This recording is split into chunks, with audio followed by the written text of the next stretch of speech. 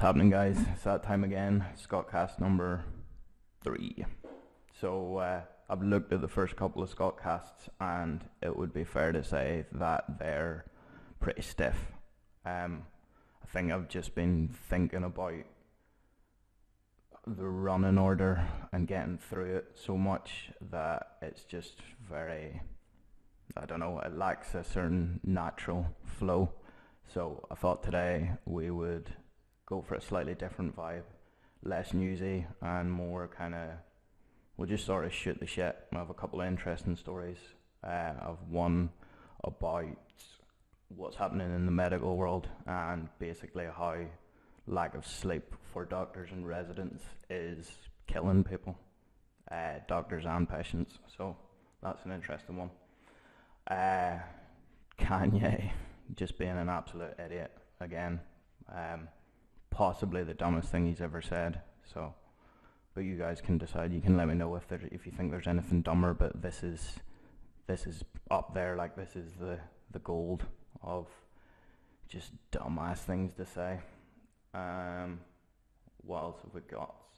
Oh, I want to look at a selection of videos for you guys that are taken from the White House Correspondents' Dinner, which basically happens every year in Washington, and they get a comedian on, and basically the comedian will roast the administration, whoever's in power at the time, and the media as well. And that happened recently, and Trump didn't go because, well, he's a baby. He didn't want to get his feelings hurt, basically. So, yeah, we'll have a look at some of that stuff. And then, just to finish off, just a random one about Ed Sheeran. I watched one of his new videos go through the roof. It was like 5 million views in the first day, 15 million by the third day, and then it just keeps going up and up. It's over 30 million the last I checked. So, but I've worked out how many years of listening time Ed Sheeran has had, and it's pretty staggering. So that's interesting as well. But yeah, I just thought I would take this minute now before getting into more stories, just to try and relax and ease into it and stuff like that, because I want to try and be natural with you guys and let my own personality and thoughts come across. And as I said, ScottCast 1 and 2 were very stiff, but it's interesting actually, psychologically speaking, because I've done a lot of acting in my life. I've acted, well, actually I don't act anymore, but I started acting when I was about 3 or 4 in the nursery school nativity play. I was one of the 3 wise men, obviously. But yeah, and I've always been comfortable with that, going on stage in front of however many people. I always got a thrill from that and really enjoyed it. But being yourself in front of people in a, well, when you're presenting yourself like in a public speaking way or something like that, I've always found actually really difficult. So I left school at 16 and studied acting for 2 years at college, so full time. And one of the assignments was to give like a speech, but it was just, we weren't acting, we were just being ourselves giving a speech. And it was in front of a class of people that I was incredibly comfortable with and stuff like that. And I couldn't stop my voice from shaking because, I don't know. So I just find that interesting psychologically, but it's something we're gonna work through and get more natural at. So I also have something that I want to look at with you guys before we get into the stories, because it couldn't really find somewhere to put it. It's not really a story per se, but it's an interesting video, and let's take a look and then we'll come back and talk some shit about it. You've watched The Lion King, most of you? Yeah, that's Zazu, you know, the little bird that's the eye of the king. That's the same thing there. So, and that's echoed in this idea as well. So, So, well, that's some more ideas of hierarchies, same idea. This is, right, gold, silver, bronze. Why gold? Gold is the sun. Gold is pure, right? And so the idea is that the thing that's at the top of the hierarchy is incorruptible because gold doesn't mix with anything else, right? It's this sort of metal that doesn't ever become corrupted. It's a noble metal. It doesn't become corrupted. And so it shines like the sun, and it's associated with what's ever at the top of the hierarchy.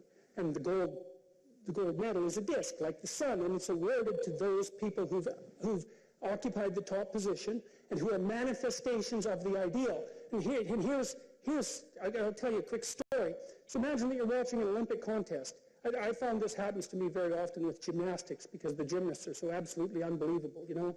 So you watch a gymnastic performance, and the person's out there bouncing around like, you know, you can't even imagine doing it. They're so perfect at it. So you see this person, they're going through this routine, they're just absolutely spectacular and flawless at it. You know, at the end, they stop and everybody claps, and we're all excited to see what a human being can do, and that's why we're in the audience watching, because we want to see what a human being can do.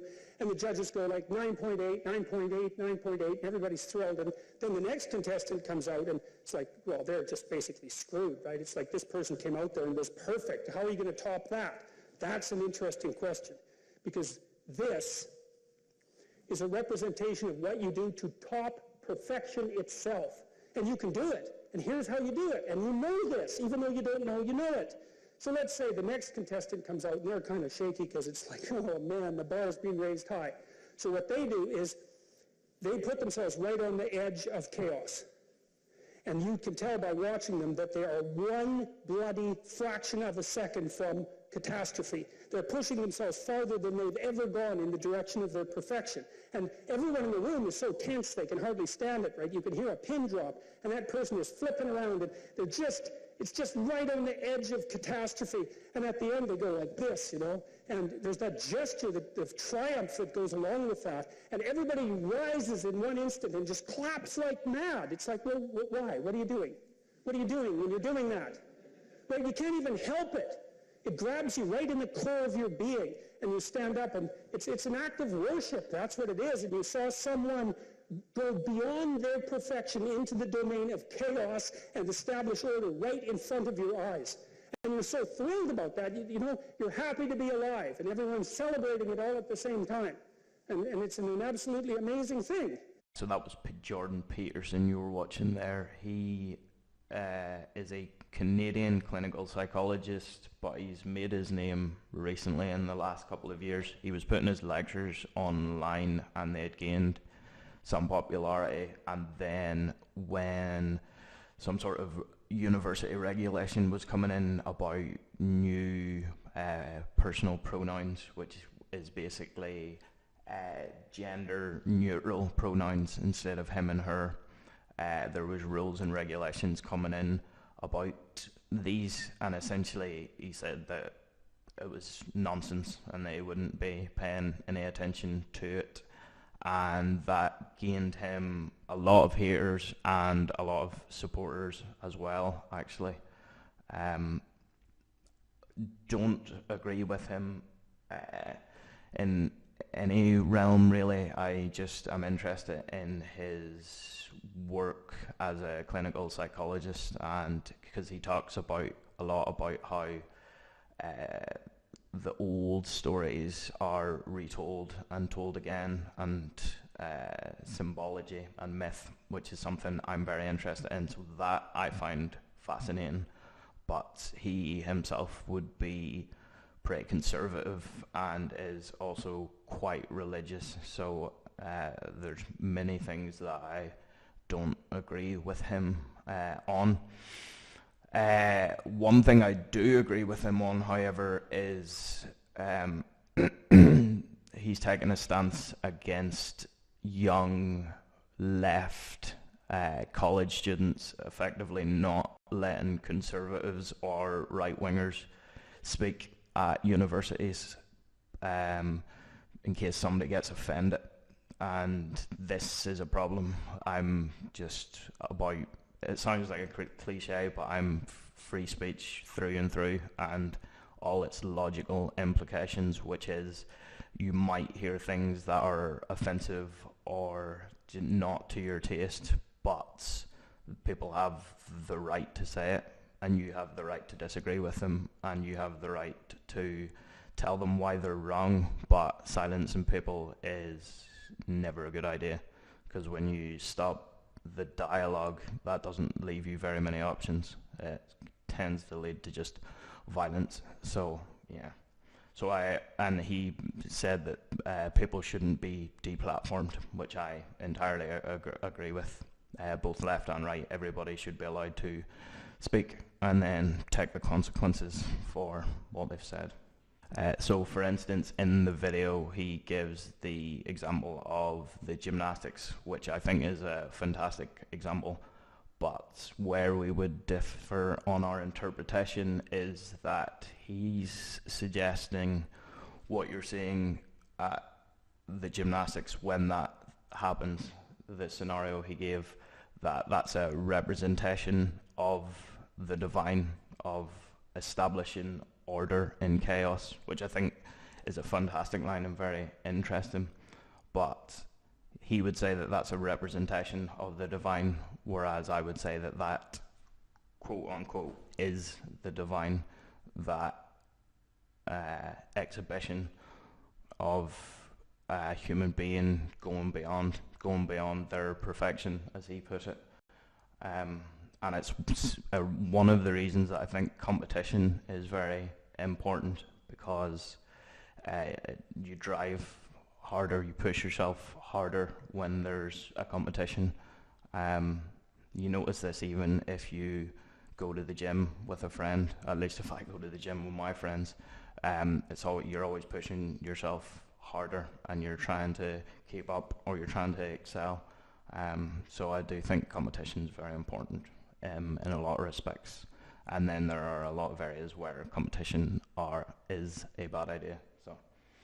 But okay, enough of the interlude. Prelude, anyway. Enough of the prelude. Let's get started. Story numero uno. And Kanye is back on ScottCast for a second week running. Just because you guys have to hear this. I'm sorry. As I said, I'm not that interested in celebrity gossip, but this man goes above and beyond. He's absolutely fucking insane. It's basically like Trump as well.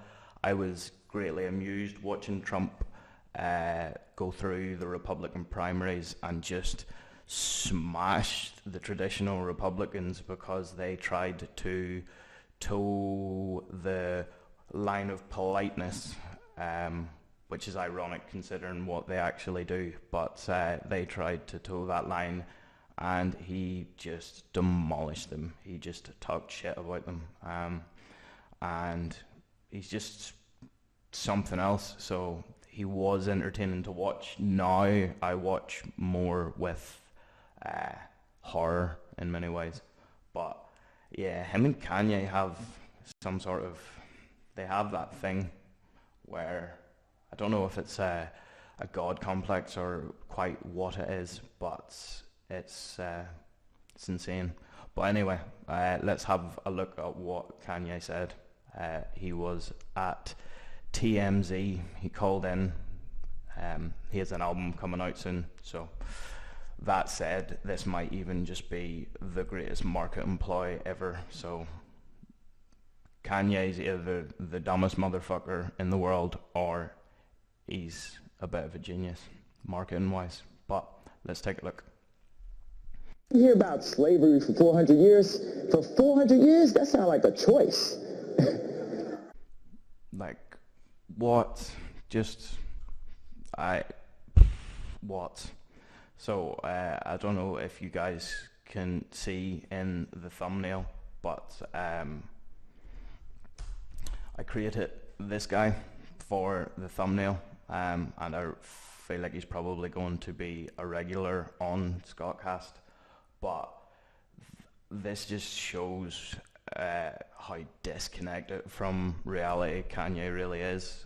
I mean, we saw that last week when we were talking about the tweet where he was basically giving his support to Trump and telling the haters to back off and all this, but he's just now so far gone from reality that he has no concept of what real people, and especially real African American people, go through. Just absolutely insane that he would say something like that, but in many ways not that surprising either. But let's have a look at the reaction of one of the employees, because this is very interesting as well.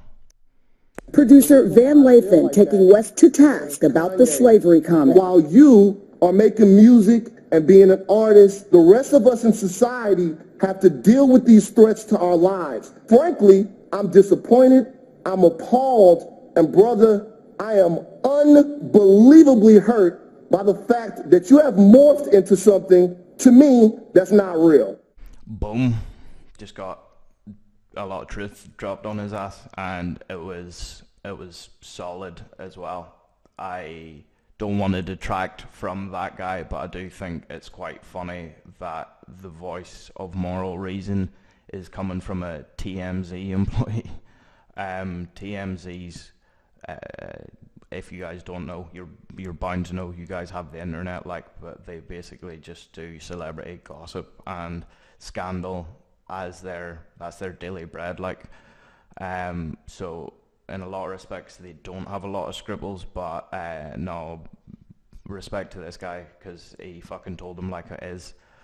There's obviously a certain element of he knew that they were on video, that's Kanye West and stuff like that, so there is a certain element of theatre to it, as it were, but it needed to be said, and fair fucking play.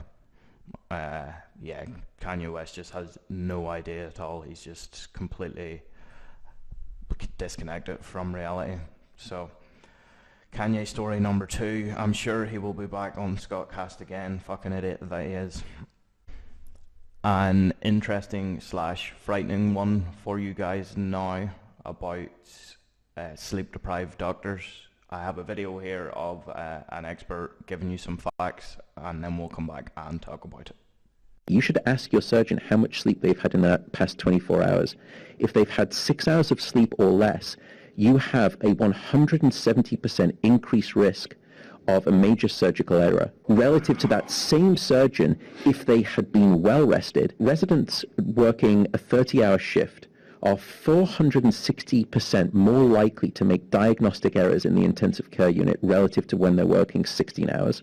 1 in 5 medical residents will make a serious medical error due to insufficient sleep. 1 in 20 medical residents will kill a patient because of a fatigue-related error. After 20 hours of being awake, you're as impaired as you would be if you were legally drunk. Resident finishes a 30-hour shift, gets back into their car to drive home. There is a 168% increased risk that they will get into a car accident because of their underslept state. So, yeah, just absolute insanity. I know that was a lot of facts thrown at you very quickly. I just cut the piece just to give you the facts coming from an expert, as it has a little more credibility that way than if I'm just telling you guys the facts. But I'll put a link to the full interview on the Joe Rogan podcast, which is awesome if you haven't heard about it, but the man needs no shout out from me with my 13 subscribers. Love you guys, by the way. Thanks very much. So yeah, that is, so they're 460% more likely to make a diagnostic error in the intensive care unit if they're working a 30-hour shift. So in the area where the right decision is arguably the most crucial, and they're just working absolutely insane hours, and as you heard there, after 20 hours of being awake, you're as impaired as if you were drunk. So effectively we have people that are in the same mental condition as being drunk, trying to save our lives, and it's not their fault. They have no choice in the matter. It's just absolute insanity that the medical sector, the hospitals, the people that are supposed to save lives and look after our health and stuff like that, are entirely neglecting this key aspect that is actually killing people. I should say that this guy is talking about, all his statistics are based on American medicine, but with a population of 325 million, I think it's a fair sample size, and doctors across the world do go through this. It's not different anywhere else. Well, maybe there are exceptions. Scandinavia is just fantastic, so I'm sure they don't have their doctors working that long, but you guys can let me know if there are exceptions to it. But as a rule of thumb, this is how doctors and residents live. And it also said there, so 1 in 5 doctors will make a serious error based on sleep, or because of sleep deprivation. 1 in 20 doctors will kill somebody because of a bad decision made due to lack of sleep. So for every 100 doctors, 5 people are going to die, and it's because these doctors are not well rested enough. It's just absolute insanity. And one of the statistics that I thought was very interesting as well, a surgeon who has had less than 6 hours sleep is 170% more likely to have a major error in surgery than if he or she was well rested. That's just absolute madness. And I think it's a case of an old boys club, as they say, where the older doctors, the teachers and the lecturers, they've all had to go through this same experience. So why should this younger generation get it easier? Why should they have an easier ride than we have? But it's literally killing people. Doctors as well, as you heard there, because after a 30-hour shift, a resident, or well, anyone after a 30-hour shift, 168% more likely to be in a car accident. So absolute insanity. And if you're wondering why residents and doctors are put through this, I have the origin story for you guys right now, so let's take a look. William Halstead. And he set up the first resident program in the United States. And he was known for being able to stay awake for these heroic lengths of time, days on end. It was incredible, like superhuman strength. An accidental cocaine addict. Wow. And then so that's why he was up for days. He was up for days, and he structured a program where he expected his residents to match him, to go toe-to-toe with him. Yeah. So the reason why doctors are put through this, the reason why people are dying due to sleep-deprived doctors, is because the regime, as it was developed originally for the training and the general way of operating for doctors and residents, was established by a cocaine addict. So he based it on how much he could do and how long he could be awake. And I'm sure you guys know that cocaine is rather good at keeping one awake. So madness, absolute madness. And this is definitely something that needs addressed. But as I said, it seems like an old boys club that they've went through it, so you're going to go through it too. This also comes down to knowledge. I have friends that study medicine, and a lot of the lecturers and doctors don't like younger doctors and students using their phone to find out information about certain diseases and certain things.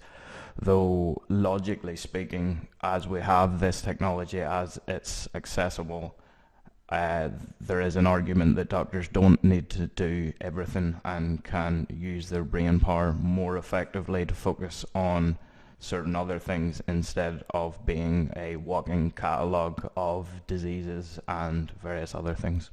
But yeah, I just thought that was very interesting. Let me know what you think, guys. And yeah, fun one for you now, guys. As I said, we're keeping ScottCast number 3 light, so it was the White House Correspondents' Dinner recently, which basically has went on for quite a few years now. I'm not sure when it started exactly. I think it goes back at least as far as Bill Clinton, so a good while. But essentially it's when the media and the politicians get together and they normally have a comedian on who roasts the administration and the press as well. And generally it's been quite a light-hearted affair, but Trump didn't go for the second year in a row because he's a child and his feelings get hurt very easily, which you guys probably know. It kind of explains all his Twitter rampages and various things. But yes, Michelle Wolf was this year's comedian, and let's have a look at what she said about Trump. Good evening, good evening. Here we are, the White House Correspondents' Dinner. Like a porn star says when she's about to have sex with a Trump, let's get this over with. And I know, as much as some of you might want me to, it's 2018 and I'm a woman, so you cannot shut me up. Unless you have Michael Cohen wire me $130,000. Of course, Trump isn't here, if you haven't noticed. He's not here. And I know, I would drag him here myself, but it turns out the President of the United States is the one you're not allowed to grab. I did have a lot of jokes. I had a lot of jokes about cabinet members, but I had to scrap all of those because everyone has been fired. You guys are going through cabinet members quicker than Starbucks throws out black people. Democrats are harder to make fun of because you guys don't do anything. People think you might flip the House and Senate this November, but you guys always find a way to mess it up. You're somehow going to lose by 12 points to a guy named Jeff Pedophile Nazi Doctor. We should definitely talk about the women in the Trump administration. There's Kellyanne Conway. Man, she has the perfect last name for what she does. Conway. And if you're going to profit off of Trump, you should at least give him some money because he doesn't have any. Trump is so broke. He grabs because he thinks there might be loose change in them. All right, like an immigrant who was brought here by his parents and didn't do anything wrong. I gotta get the out of here. Good night. He still doesn't have clean water. Boom. So, if you guys aren't aware, there's a current scandal with Trump and a porn star who his personal lawyer paid off. That was what she was referencing. It's funny that this is what the world's come to, where the President of the United States has paid off a porn star and we know it. And all in all, it's not really that big a deal, but the bar is just subterranean now. The bar is gone. There is no bar. So she was bang on with a lot of her jokes there. It was good. And I liked how she finished. Flint's water supply was poisoned by industry, as I'm sure you can probably guess, and they have been without clean drinking water for years now. It was more in the media and more of a thing was being made about it when it first came to light, but nothing really has been said about it anymore. But I also now want to take a look at Obama talking about Trump at a previous White House Correspondents' Dinner, because this is, to watch now, almost a little frightening, because part of me thinks that this is maybe what encouraged Trump to run for the presidency in the first place. So let's have a look. My fellow Americans,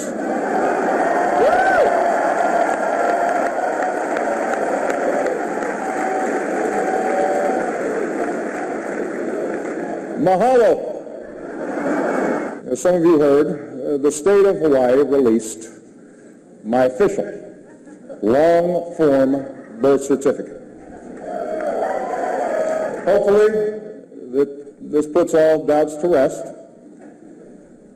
But just in case there are any lingering questions, tonight, I'm prepared to go a step further.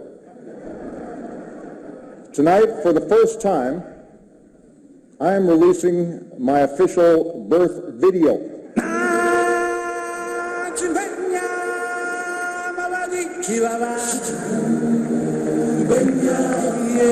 I want to make clear to the Fox News table, that was a joke. That was not my real birth video. That was a children's cartoon. Donald Trump is here tonight. Now, I know that he's taken some flack lately, but no one is happier, no one is prouder to put this birth certificate matter to rest than the Donald. And that's because he can finally get back to focusing on the issues that matter. Like, did we fake the moon landing? What really happened in Roswell? And where are Biggie and Tupac? Say what you will about Mr. Trump. He certainly would bring some change to the White House. All kidding aside, obviously we all know about your credentials and breadth of experience.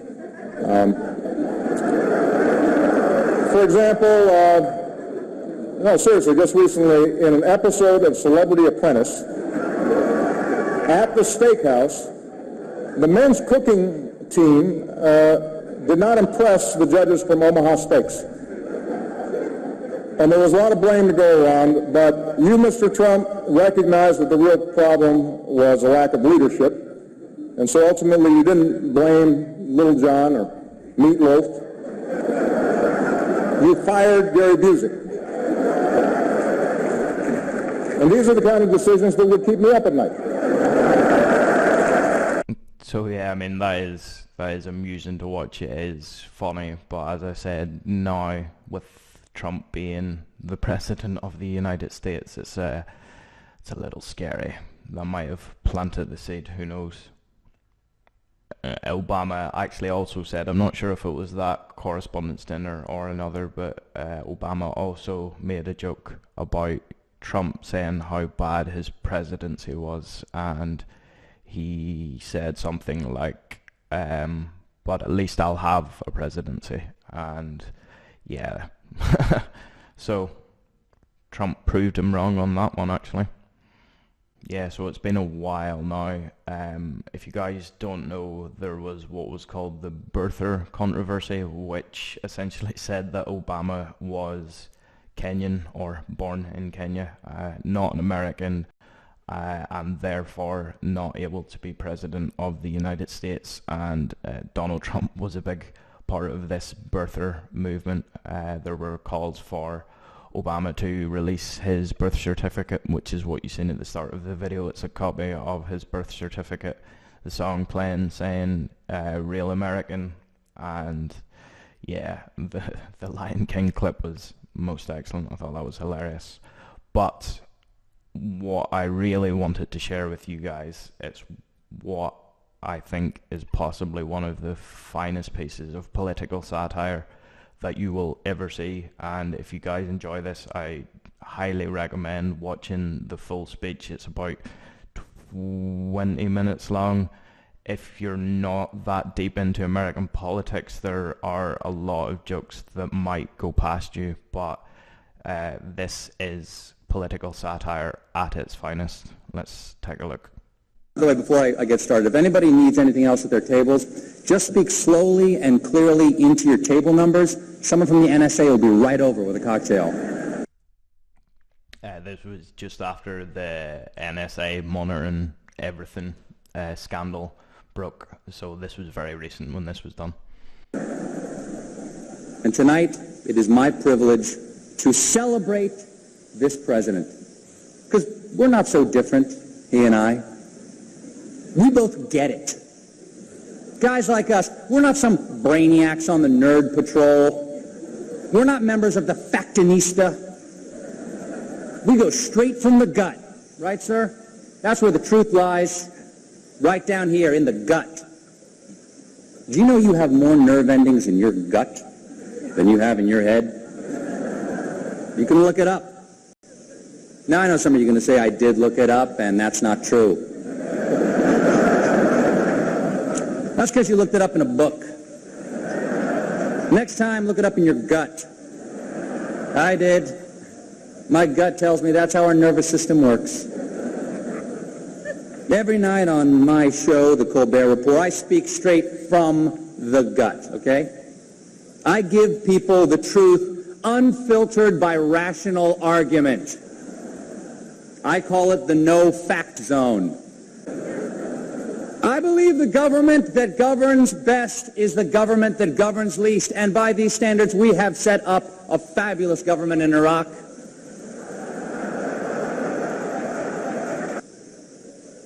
And though I am a committed Christian, I believe that everyone has the right to their own religion, be you Hindu, Jewish, or Muslim. I believe there are infinite paths to accepting Jesus Christ as your personal Savior. That has to be one of my favorites. You've probably seen me smiling even before the punchline, but yeah, I think that says a lot. That's hilarious. Most of all, I believe in this president.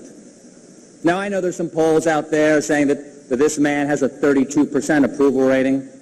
But guys like us, we don't pay attention to the polls. We know that polls are just a collection of statistics that reflect what people are thinking in reality. And reality has a well-known liberal bias.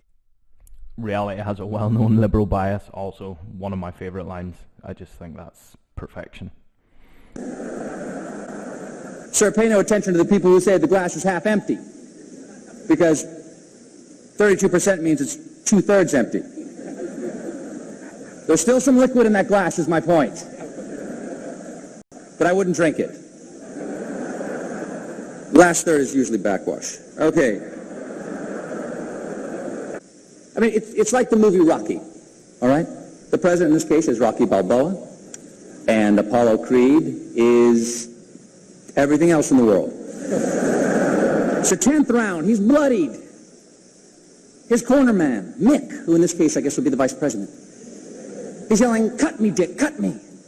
And every time he falls, everyone says, "Stay down, Rock, stay down." But does he stay down? No. Like Rocky, he gets back up, and in the end, he actually loses in the first movie. Okay, doesn't matter. Doesn't matter. The point is, it is the heartwarming story of a man who is repeatedly punched in the face. The greatest thing about this man is he's steady. You know where he stands. He believes the same thing Wednesday that he believed on Monday, no matter what happened Tuesday. Events can change. This man's beliefs never will. And as excited as I am to be here with the president, I am appalled to be surrounded by the liberal media that is destroying America, with the exception of Fox News. Fox News gives you both sides of every story, the president's side and the vice president's side. But the rest of you, what are you thinking? Reporting on NSA wiretapping or secret prisons in Eastern Europe? Those things are secret for a very important reason. They're super depressing. That, ladies and gentlemen, is satire at its finest. That was just perfect. Stephen Colbert now hosts The Late Show. He took over from David Letterman, who hosted The Late Show for 20 plus years. He now is himself presenting The Late Show, but he made his name as his character, also called Stephen Colbert, as a ultra-conservative, and took the piss out of them by imitating them, essentially, which is what satire is. So that was just an absolute masterclass. Fantastic. And while Colbert's performance is probably the finest as far as the White House Correspondents' Dinner goes. I would like to finish with a clip from Jimmy Kimmel's performance at the White House Correspondents' Dinner, as it is just fantastic. So a big problem that I have with the mainstream media is how closely they're connected to politicians and the political system. They're all really part of the same club and move in the same circles, and this obviously causes a massive problem when it comes to providing information to the people at large, us regular folks. So I couldn't put it any better. I could never hope to put it any better than it is put in this video, so we will finish with that. It has been an honor for me to be here before so many members of the Washington and national media. You're here tonight because as journalists you care about freedom, free speech, a free press, and most importantly, free dinner. Some people say journalism is in decline. They say you've become too politicized, too focused on sensationalism. They say you no longer honor your duty to inform America, but instead actively try to divide us so that your corporate overlords can rake in the profits. I don't have a joke for this. I'm just letting you know what some people say. Mic drop. Boom. And a fun one to finish with. So last week, Ed Sheeran's new video for a song that was released on the album Happier. Fantastic song, but anyway, I seen a notification on YouTube when it was released and went and had a look, and it was already had several million views. I looked later that night, about 5 million views, over 5 million views in the first day, 15 million views when I checked on the third day, and it was quite deep into the 30 million something views when I last looked at it, which was yesterday evening. So it's, I would imagine now, probably over 40 million. And I just thought this was crazy. It doesn't surprise me. Ed Sheeran's very popular all over the world, and he is fantastically gifted. So, but I was thinking, so how much watch time would somebody rack up with these videos that have crazy amounts of views? So what I did was I looked at his top viewed videos, and he has 3 which have over 1 billion views, one of which has 2.2 billion, and one that has Shape of You has like 4 billion or something stupid. It's crazy. I can't exactly remember. You guys should check. But so what I did was I multiplied the length of the video by the number of views. So assuming the video was watched from start to finish, how many years, or as I should say, how many thousands of years do you think watch time Ed Sheeran has? So Shape of You, his most popular one, that's the one I was saying, that's somewhere up near 4 billion. 28,462 years of watch time. Perfect, 9,147 years of watch time. And Thinking Out Loud, 20,719 years of watch time. So if we put just those 3 songs together, just those songs over 1 billion, that comes to 58,328 years of watch time off 3 videos. That is absolute insanity. So to give you some perspective, 58,000 years ago is around about the time they found the earliest sewing needle, and they think we might have been using bow and arrows at that stage, but they're not 100% sure. So that's how long ago 58,000 years ago is. And as I went on to check the view count on Happier as it grew over the first days of it being released, I kept noticing comments that were like number 2 in Sri Lanka, number 3 in Pakistan, number 2 in India.